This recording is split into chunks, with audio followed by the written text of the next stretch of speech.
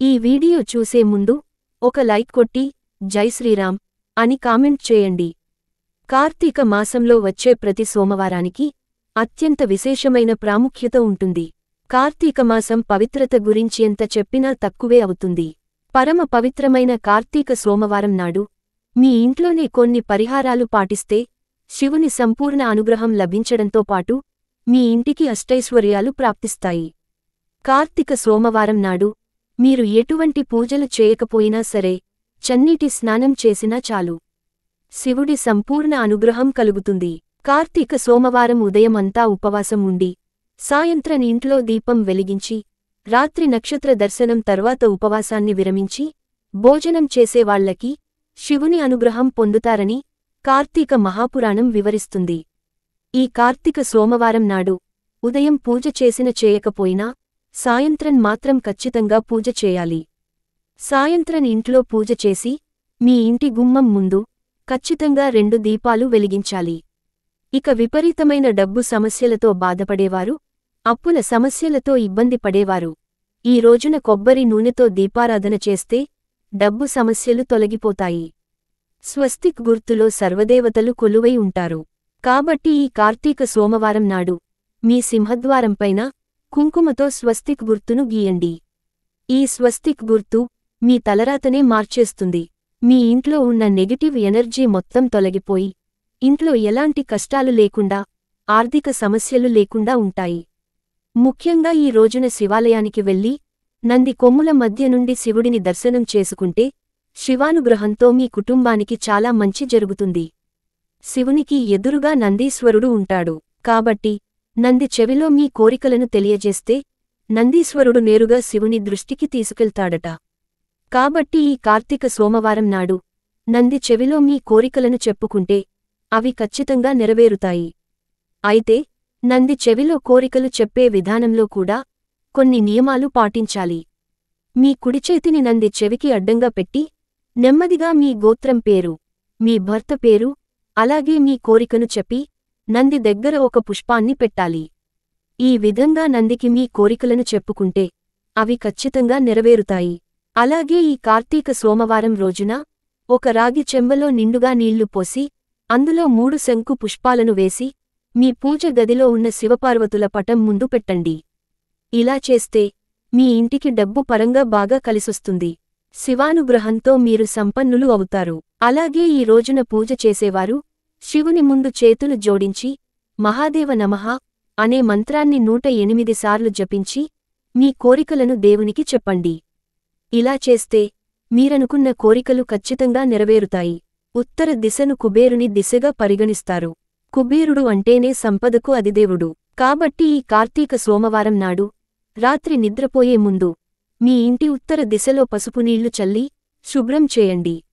ఇలా చేస్తే మీ ఇంటి సంపద బాగా పెరుగుతుంది. అలాగే నరదిష్టి సమస్యలతో బాధపడేవారు మీ ఇంటి గుమ్మానికి మామిడి తోరణం కడితే ఇంట్లో ఉన్న దరిద్ర దేవత బయటకు వెళ్ళిపోయి ఇంట్లోకి దేవతలు అడుగుపెడతారు.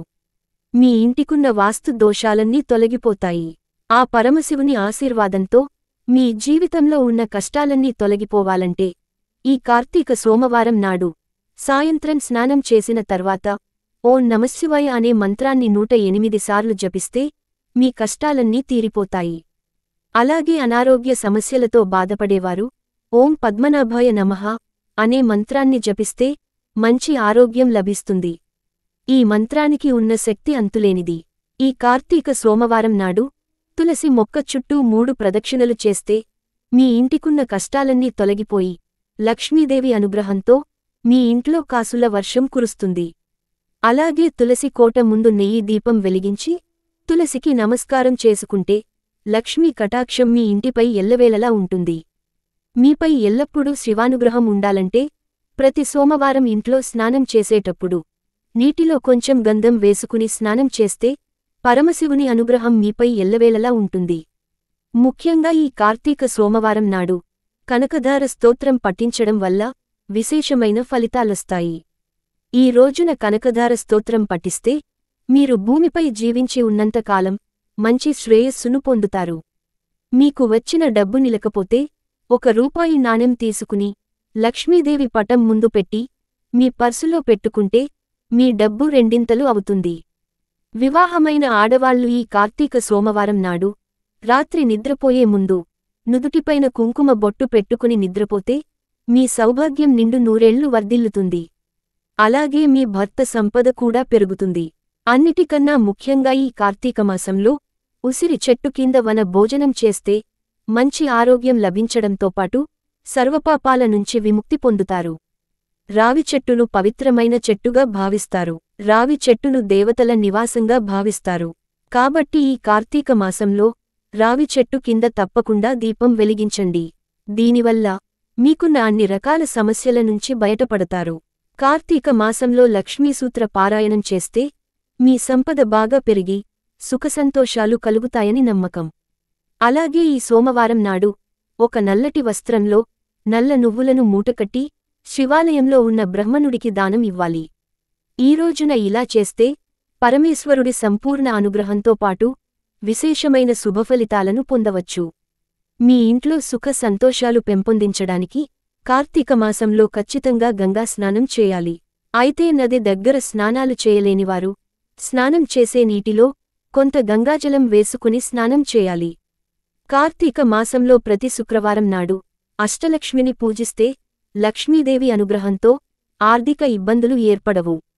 కార్తీక మాసంలో అన్నదానం చేయడం వల్ల మీకు పేదరికం వంటి సమస్యలే రావు.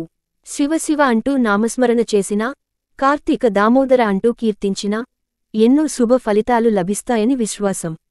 సోమవారం చేసే స్నానం, పూజ ఆచరించినవారు అశ్వమేధ యాగం చేసినంత పుణ్యం లభిస్తుందట. ఈ వీడియో మీకు నచ్చితే లైక్ చేసి సబ్స్క్రైబ్ చేయండి.